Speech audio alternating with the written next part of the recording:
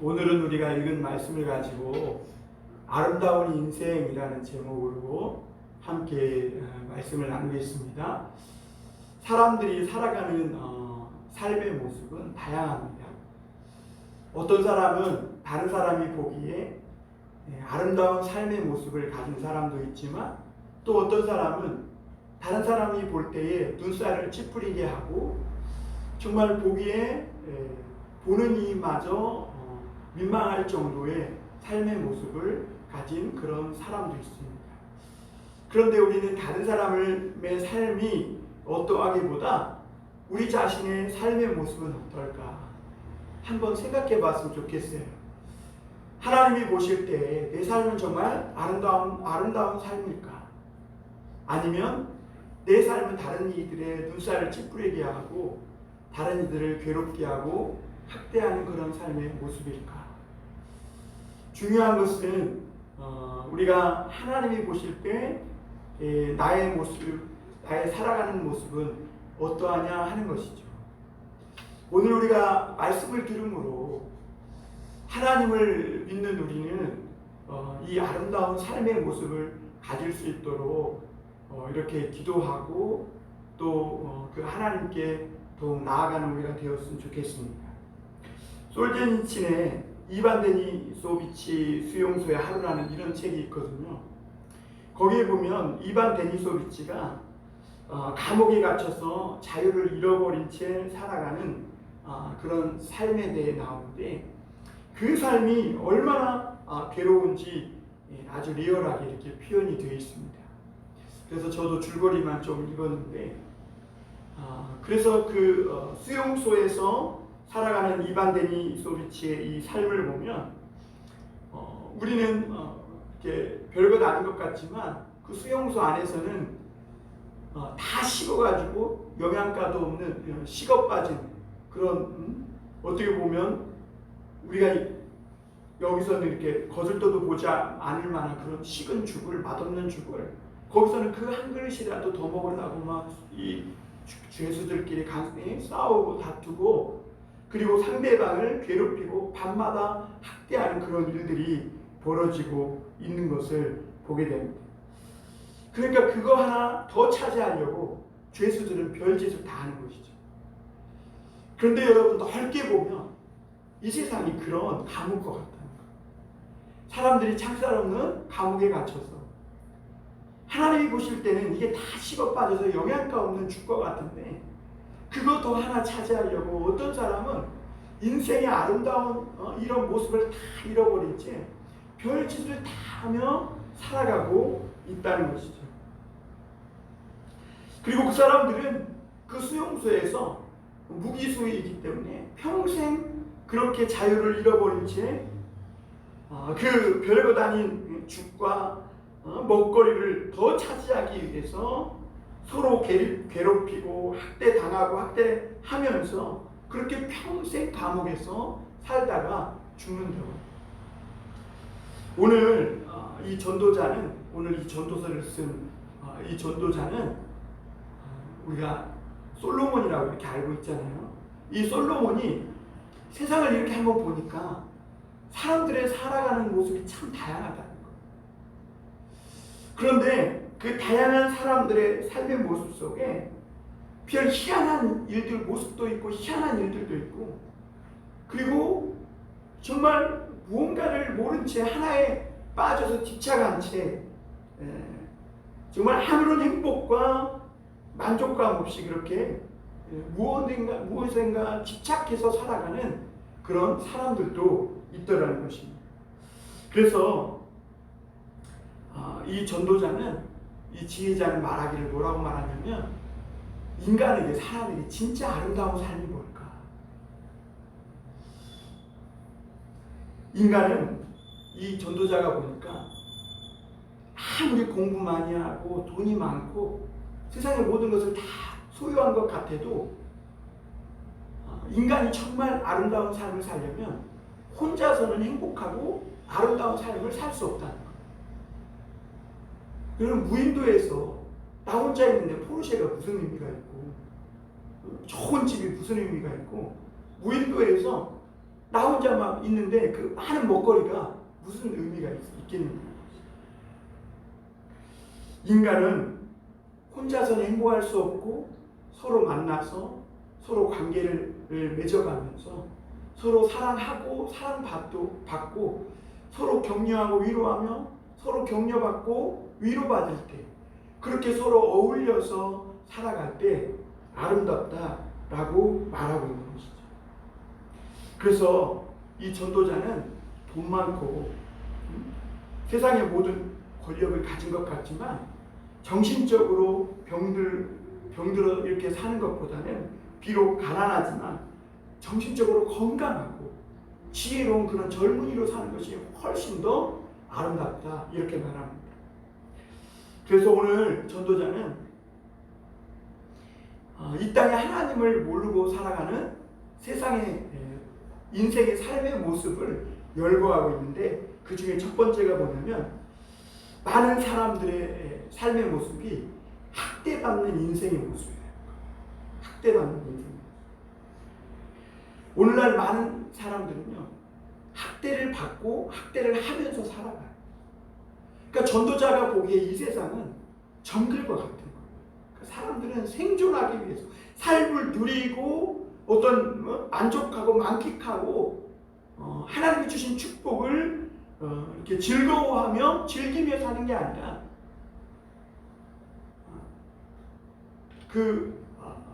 다른 사람을 학대하고 괴롭히고 하면서 밀림의 정글처럼 다른 사람을 먹고 삼키며 이렇게 살아가는 세상이다 이렇게 말합니다. 모든 사람이 세상에 사이좋게 살아가면 좋겠어요. 공평하면 좋겠어요. 그러나 우리가 살아가는 세상은 그렇지 않다는 겁니다. 왜냐하면 하나님이 없는 세상, 하나님을 모르는 사람들이 살아가는 세상 속에는 많이 가진 자도 있고 적게 가진 자도 있고요. 힘이 있는 사람도 있고 힘이 없는 사람도 있고 지배자가 있고 지배를 받는 사람도 있는데 하나님을 모르는 상태에서는 이런 사람들의 다른 어떤 힘이나 어떤 권력이나 재산의 불균형으로 인해서 다른 사람을 학대하며 그 가진 것으로 다른 사람을 괴롭히며 이렇게 살아간다는 거예요. 오늘 1절 한번 볼까요? 내가 다시 해 아래에서 행하는 모든 학대를 살펴보았도다. 보라, 학대받는 자들의 눈물이로다. 그들에게 위로자가 없도다. 그들을 학대하는 자들의 손에는 권세가 있으나 그들에게는 위로자가 없다. 그런데 이 세상에 사는 인생들에게 정말 더 불행한 것은 뭐냐면 이런 세상 속에는 밀림의 정글처럼 학대받고 학대하는 그런 어떤 생존 경쟁의 사회 속에서 살아가지만 그 상황에서 상처받고 학대받고 눈물을 흘리며 사는 사람들에게 위로자가 없다는 것이죠. 그것이 더 큰 불행이고 슬픔이라는 것입니다.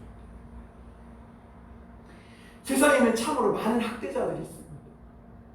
우리가 직장에서 가보면 직장 상사가 직장 부하를 학대합니다. 그리고 막말을 퍼붓고 성추행을 하고 자기의 어떤 스트레스를 풀 대상으로 삼습니다. 그런가 하면 부모들은 힘없는 아동들을 학대하는 경우도 있습니다. 그리고 자녀들은 늙은 부모를 학대하기도 합니다. 그런가 하면 배우자를 학대하기도 해요. 힘 있는 남편이 힘없는 아내를 학대하기도 하고 또 반대로 능력 있는 아내가 무기력한 남편을 학대하는 경우도 있어요. 그리고 학교의 폭력도 있죠. 그것도 보면 어떻게 보면 학대예요. 학교에서 힘 좀 있다는 친구가 힘없고 뭔가 조금 부족한 학생들을 괴롭히고 학대하는 것이죠. 그래서 이런 것을 요즘 사회에서는 갑질이라고 이렇게 말하는데 자기보다 무언가 힘이 없고 덜 가지고 부족한 사람을 더 가진 사람이 학대하는 거예요. 그런데 정말 불행한 일은 이런 사람들에게 위로자가 없다는 것이죠. 이렇게 힘겹게 하루하루를 학대당하고 학대받으며 살아가지만 그들이 오늘 말씀에 있는 것처럼 학대하는 자들은 손에 권세가 있기 때문에 학대받는 사람이 어떻게 할 수가 없어요. 그런데 그들의 그 억울함, 그들의 슬픔과 눈물을 닦아줄 위로자가 없다는 것이죠. 그런데 왜 위로자가 없을까? 가만히 생각해 보면 모든 사람들에게는요, 은연중에 죄가 있어서 학대를 당연시한다는 거예요. 그리고 이 세상의 모든 사람들이 자기는 아니라고 하지만 자기도 모르는 사이에 자기보다 힘없는 사람을 학대한다는 것이죠. 그리고 사람들이 대다수는 힘과 권력, 돈 많은 것, 이런 것이 정의라고 생각하고 사람을 어떤 한 소모품 정도, 나의 감정을 해소할 또는 나를 기쁘게 해줄 어떤 소모품 정도로 생각한다는 것이죠. 그런데 이런 모든 행위들이 어디에서 오는가? 이런 정말 아름답지 못한 인생의 모습이 어디에서 오는가? 인간의 죄와 불신에서 온다. 사람이 서로를 믿고 신뢰할 수만 있다면 학대할 필요가 없죠. 그러나 죄에 빠진 인간은요, 누구나 학대로부터 자유롭지 못해요. 대개 보면 어렸을 때 학대받은 경험을 누구나 가지고 있고, 또 어떤 사람이든지 또 누군가는 자기보다 더 힘없는 사람을 학대하기도 하며 살아간다는 것. 결국 전도자가 해 아래서 인생이 살아가는 모습이 어떤가 봤더니, 세상은 정말 밀림의 정글 같아서, 먹이사슬 같아서 서로 삼킴을 당하며 죄의 감옥에 갇혀서 서로가 죄수처럼 이렇게 살아가고 있다. 왜? 별것 아닌 것을 더 차지하기 위해서 다른 사람을 학대하고 괴롭히고 빼앗고, 그러면서 자기도 모르는 사이에 스스로 감옥을 만들고 그 안에서 죄수처럼 살아간다는 거예요. 오늘 2절 3절 한번 보겠습니다. 그러므로 나는 아직 살아있는 산자들보다 죽은 지 오래 죽은 자들을 더 복되다 하였으며, 이 둘보다도 아직 출생하지 아니하며 해 아래에서 행하는 악한 일을 보지 못한 자가 더 복되도다 하였느니라. 그러니까 이 지혜자가 보기에, 이 전도자가 보기에는 이 세상이 영세적인 생각이 드는 거예요. 이런 세상 살아봤자 뭐하는 거예요? 차라리 살아서 학대당하고 위로자도 없이 그렇게 괴롭고 눈물을 흘리며 힘들고 고통스럽게 사는 것보다 죽는 것이 낫지 않겠는가? 차라리 죽는 것만도 못하다, 이런 생각을 갖게 된다는 거죠. 그리고 나아가서 전도자는 뭐라고 그러냐면, 아니 차라리 이런 세상은 어머니 뱃속에서 태어나지 말아서 경험조차 하지 않고 이런 세상은 살아보지 않는 것이 오히려 더 복된 사람이 아니겠는가, 이렇게 말합니다. 이게 굉장히 염세적이고 부정적인 생각이 드는 거죠. 우리가 그 지선아 사랑해라는 책을 쓴 이지선 양을 잘 알죠. 이 이지선 양은 어느 날 길을 가다가 음주운전을 한 차량을 운전하는 상대방 차량에 의해서 자신이 몰던 차가 큰 교통사고를 당하고, 그리고 폭발을 하면서 차에 불이 나가지고 화상을 입어서 얼굴이 다 일그러지게 됩니다. 그래가지고 치료를 받긴 받았지만 화상으로 인해서 일그러진 얼굴이 회복되지 않아요. 그러니까 여자가, 우리는 막 점만 하나 있어도 굉장히 거슬리고 쌍꺼풀만 없어도 막 쌍꺼풀 만들고 싶고, 그런데 그 여자가 그 민감한 아주 예쁜 처녀 시절에 그 얼굴이 화상으로 일그러졌으니까 얼마나 죽고 싶고 고통스럽겠어요. 그런데 이 이지선 양은 거울 앞에 서서 자신을 사랑하게 됩니다. 너는 사랑받을 만한 사람이고 너는 사랑스러운 존재야. 그러면서 자기의 어떤 계정에다가 그 SNS에다 계정을 하나 만들고 거기에다가 자신의 사랑의 이야기를 기록해 나가는데, 그것이 살고 싶지 않고 자살하고 싶다는 수많은 사람들에게 희망을 주는 그런 감동적인 이야기가 있습니다. 그래서 옛날에 제가 제법 오래된 때죠. 그때 저는 그게 무슨 얘기인지 몰랐어요. 버스나 지하철에 보면 지선아 사랑해라고 써 있었거든요. 그러니까 나중에 알고 보니까 그게 그런 이야기였던 것을 보게 됩니다. 그런데 이지선 양에게 어떻게 이런 힘이 나왔냐면 바로 하나님을 아는 데서 나왔어요. 그가 하나님의 사랑을 알고 있는 거예요. 하나님으로부터 사랑을 듬뿍 받고 있었고, 그래서 자기의 화상을 억울하게 당한 교통사고로 불이 나서 비록 얼굴이 화상으로 일그러졌지만 그는 이미 하나님의 사랑을 듬뿍 받고 있었기 때문에 그 하나님의 사랑으로 일그러진 자기의 얼굴의 모습을, 흉측한 모습을 보면서도 사랑받는 존재라고 이렇게 스스로를 위로하고 희망을 말할 수 있었던 것이죠. 여러분, 반대로 솔로몬은 왕이에요. 그리고 모든 것을 다 가졌어요. 그런데 살아있음에 감사하지 못하고 도리어 안 태어나는 게 낫다, 더 복이 있다 말할 정도로 굉장히 염세적이고 부정적인 오늘 생각을 하게 되는 것을 봐요. 그것은 왜 그렇습니까? 하나님의 사랑을 모르기 때문입니다. 하나님의 사랑을 모르면 이 세상은 단지 감옥과 같고 빨리 죽고, 이 세상은 마치 살아서는 고통밖에 없는 그런 부정적인 생각이 들 수밖에 없다는 거예요. 이런 이야기들을 보면 사람은 먹고 사는 것만으로는 행복한 삶이 될 수 없구나라는 것을 볼 수가 있어요.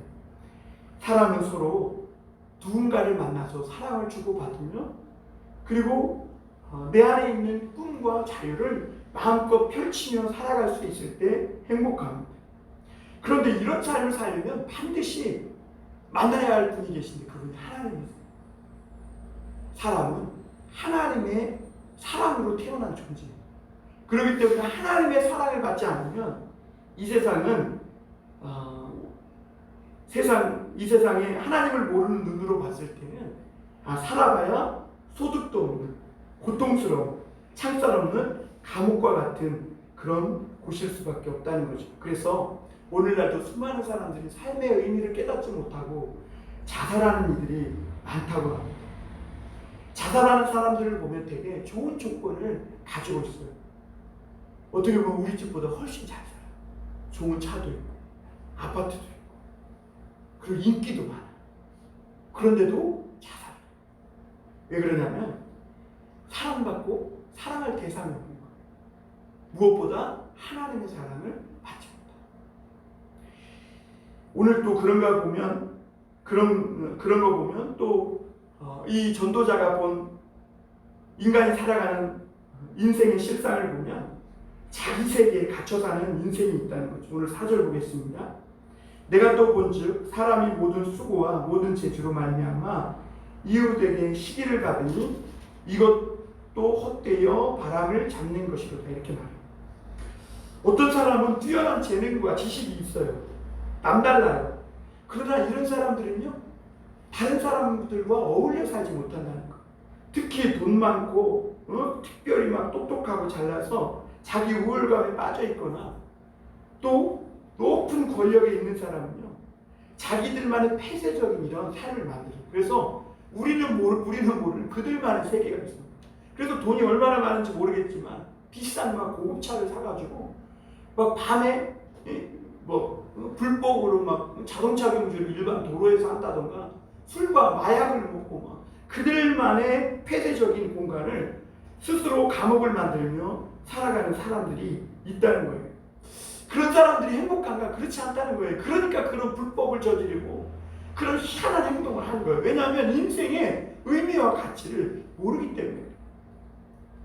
자기 재능, 자기 지식, 자기가 가지고 있는 어떤 재산, 힘, 이걸로 다른 사람을 행복하게 하고 다른 사람을 유익을 줄 때 그때 행복이 오는데 이 사람들은 자기들의 교만과 우월감에 빠져서 다른 사람들과 어울리지도 못하고 자기가 가진 것으로 다른 사람들을 기쁘게 하고 유익을 줄 수 있는 그런 삶도 모르는 거예요. 오직 자기 세계에 빠져서 자기에게만 집착해서 살아요. 그러다 보면 참된 행복을, 아름다운 삶을 살 수가 없다는 것이죠. 오늘 5절도 한번 볼까요? 5절 우리 한번 같이 읽어보겠습니다. 시작. 우매자는 팔짱을 끼고 있으면서 자기의 몸만 축내는도다. 또 어떤 사람이 살아가는 모습은 게으르게 살아요. 우리 옛날에 이런 시 있었잖아요. 초등학교 때. 동참이 밝았느냐 노고질이 우거진다. 해가 떴는데 소친의 나이는 언제 아니 일어날 거 밭을 언제 갈려나니 이런 이야기가 있어요. 그러니까 해가 중천에 떴는데 엎어져서 일어날 줄을 모르는 거예요. 그러니까 할 일을 태산같이 쌓아놓고 언제 그 밭을 다 갈겠냐는 거죠. 되게 오늘날 이렇게 게으르게 사는 사람들을 보면 되게 집에 돈이 많거나 어떤 게으름이 몸에 밴 사람들이에요.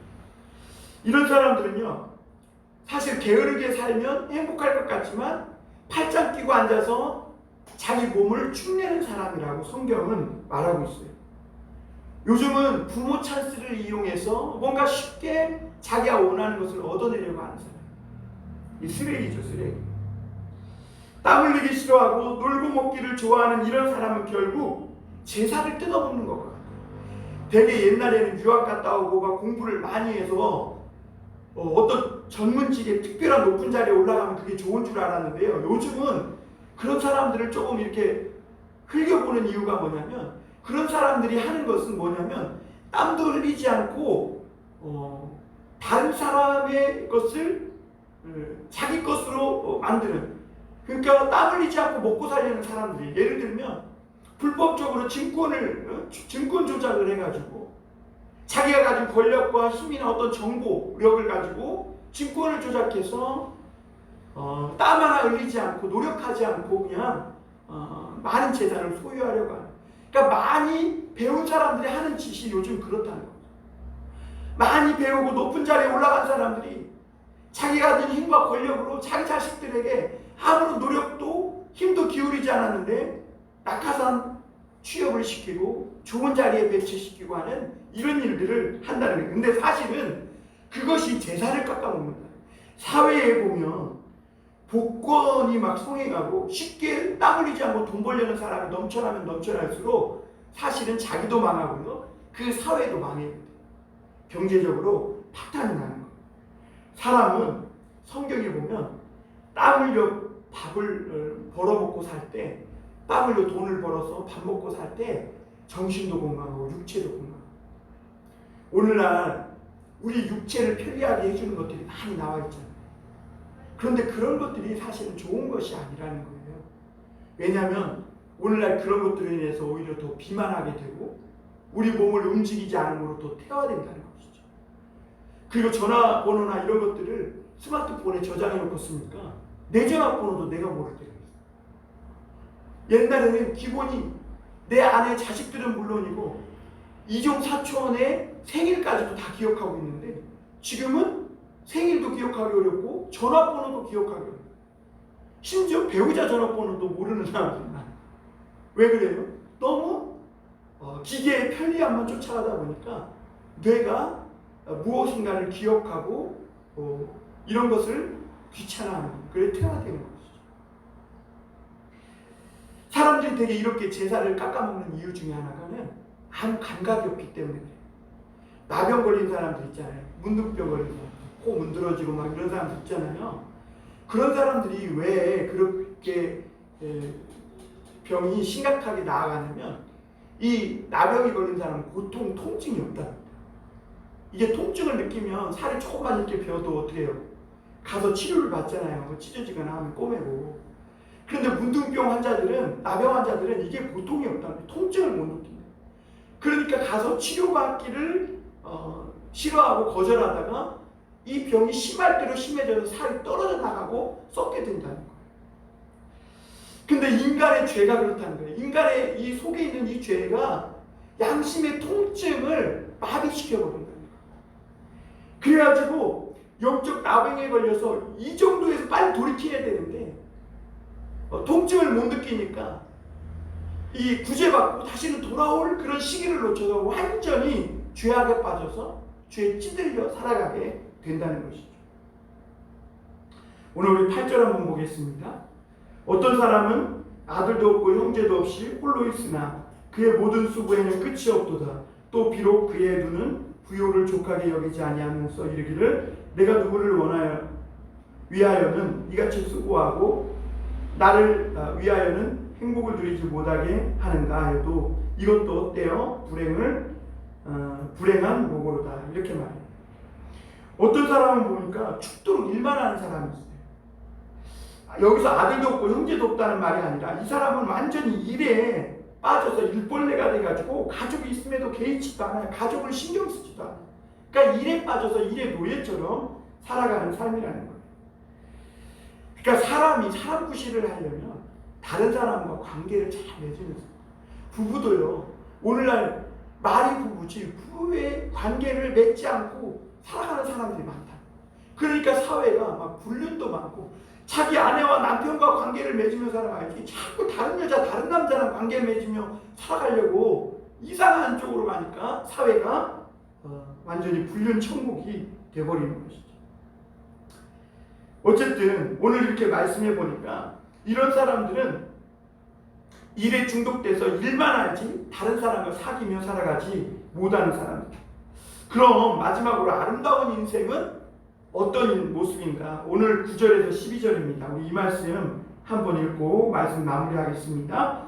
다 같이 한번 9절부터 12절까지 읽겠습니다. 시작. 두 사람이 한 사람보다 나으면 그들이 수고함으로 좋은 상을 얻을 것입니다. 혹시 그들이 넘어지면 하나가 그 동물을 붙들어 일으키려니와 홀로 있어 넘어지고 붙들어 일으킬 자가 없는 자에게는 화가 있으리라. 또 두 사람이 함께 누우면 따뜻하거니와 한 사람이면 어찌 따뜻하랴.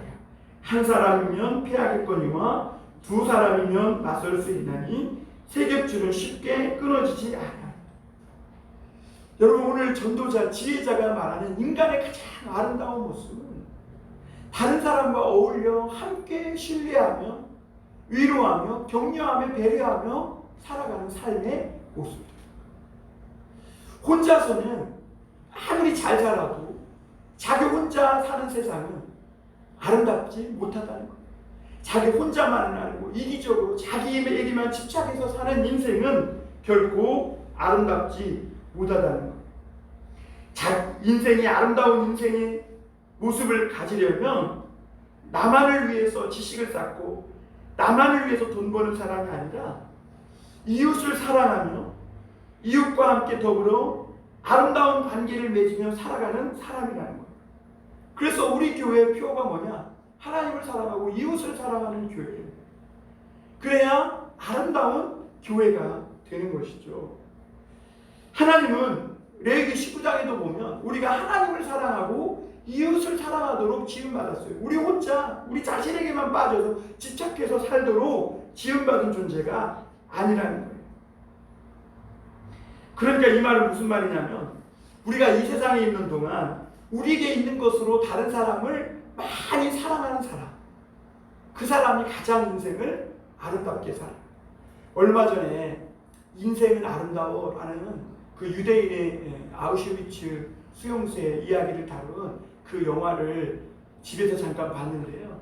그 유대인 아버지는 아들 조슈아를 위해서 자기의 모든 것을 다 남기고 떠나가요. 그리고 아들이 심지어 그 수용소에서 두려움조차 느끼지 않을 만큼 아버지는 마치 그것이 게임이라고 아들에게 이야기하면서 그 게임에서 승리하면 진짜 땡크를 받는다. 그러면서 아버지는 그 아들을 위해 마지막 그 독일군에 의해서 죽게 되는 것을 봐요. 그런데 이제 모든 전쟁이 끝나고 연합군이 이제 그 수용소로 들어오는데 그 아들은 아버지가 말씀하신 대로 숨어 있다가 조용해지니까 나와요. 그런데 그때 진짜 연합군에 탱크가 들어오면서 그 아들이 그 어린아이가 뭐라고 얘기하냐면 진짜 아빠가 진짜 나에게 이 탱크를 선물로 줬다고 그러면서 그렇게 마지막 장면이 끝나는 걸 봐요. 그런데 그 인생이 얼마나 아름다운지 독일군은 자기들의 어떤 인간적인 이익과 확장과 세상을 지배하고 자기들만을 위해서 뭔가를 만들어가기 위해서 다른 사람을 막 학대하고 이런 모습을 볼 때 그들의 인생은 정말 아름답지 못해요. 그들은 어떻게 보면 다른 사람을 죽이고 살릴 권리도 있고 어떻게 보면 좋은 와인을 먹고 좋은 음식을 먹으면서도 마치 인간을 쓸모없는 존재와 쓸모있는 존재로 막 이렇게 나누어가지고 인종차별을 하고, 그런데 그런 모습이 전혀 아름답지 않아요. 그런데 유대인 그 아버지와 아들은 아무 힘도 없고, 정말 어떻게 보면 아무것도 별것도 없는 존재이지만 그 아버지가 아들을 위해서 모든 것을 내어주는 이런 모습을 보면서, 야, 인생의 아름다운 모습이 바로 이것이구나 라는 것을 우리 그 영화를 관람하는 사람들은 느끼게 돼요. 여러분, 오늘 말씀을 보면요, 사람은 서로 믿고 의지할 수 있는 관계를 맺고 살아갈 때 두려움도 이길 수 있고, 위로와 격려를 받으며 살아갈 때 참으로 보기에도 행복한 아름다운 삶이 된다고 말씀하고 있어요. 그래서 내 인생의 아름다운 모습은 다른 사람의 가치를 발견해 주게 함으로 내 가치를 발견하는 것이죠. 그럴 때 우리가 아름다운 인생의 모습을 가질 수 있다는 것이죠. 다른 사람과 사귐을 통해 자신의 가치를 찾고, 어려운 일이 닥쳤을 때 서로 붙잡아주고 넘어졌을 때 일으켜줄 수 있는 그런 존재로, 또 그런 사람으로 살아가는 것입니다. 오늘 말씀에 보면 공동체는 하나님이 주신 좋은 선물이래요. 차디찬 세상을 위해서 서로를 따뜻하게 하며 살아갈 수 있는 그런 곳이 공동체라는 거예요. 공동체가 그러나 진짜 힘을 발휘하기 위해서는 진리를 붙들어야 된다는 거예요. 재미만 추구하는 공동체는 반길로 갈 수 없다는 거죠. 그러므로 오늘 우리가 이런 먹이사슬과 같이 정글과 같은 세상에서 학대하고 학대받고 학대하는 이런 세상 속에서 아름다운 인생의 삶의 모습을 가지려면 하나님을 알고 하나님께 죄 용서함 받고 죄에서 해방돼서 정말 다른 사람과 함께 어울려서 다른 사람을 따뜻하게 해주고, 혼자가 아니라 아름다운 관계를 맺으면서 배려하고 격려하고 위로하며 살아가는 좋은 관계를 맺으며 살아갈 때, 그때 아름다운 삶의 모습을 갖는다는 것이죠. 그래서 가치의 가치라는 말이죠. 가치가 가치 있다. 그래서 우리가 나 혼자보다는 아름다운 삶의 모습은 누군가 다른 이들을 위해서 우리 자신을 하나님이 그렇게 하신 것처럼 희생할 때, 그때 우리도 아름다운 인생의 모습을 갖는다는 거예요. 그것은 하나님이 우리에게 가르쳐주는 사랑의 모습이에요.